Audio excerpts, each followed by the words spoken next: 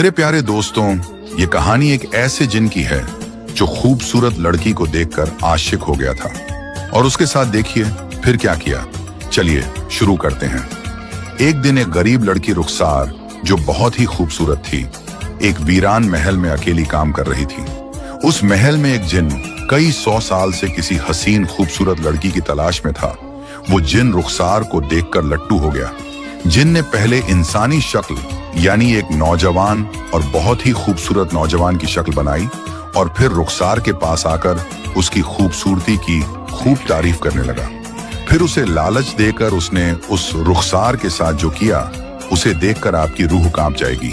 ये कहानी है गुलाबपुर में रहने वाली रुखसार की, जिसकी खूबसूरती किसी परी से कम नहीं थी।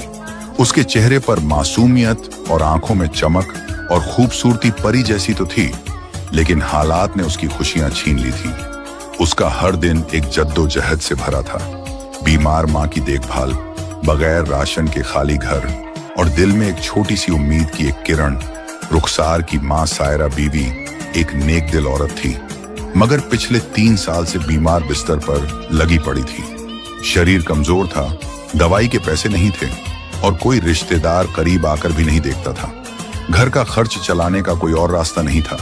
कई दिन ऐसे ही फाके से गुजर जाते थे, मगर रुखसार कभी भी अपने अल्लाह से कोई शिकायत नहीं करती थी। हर सुबह वो अजान सुनते ही उठती और अपने पुराने से कपड़े पर नमाज पढ़ लेती थी और फिर थोड़ी देर अपने दिल की बातें आहिस्ता आवाज में दुआओं में कह देती थी।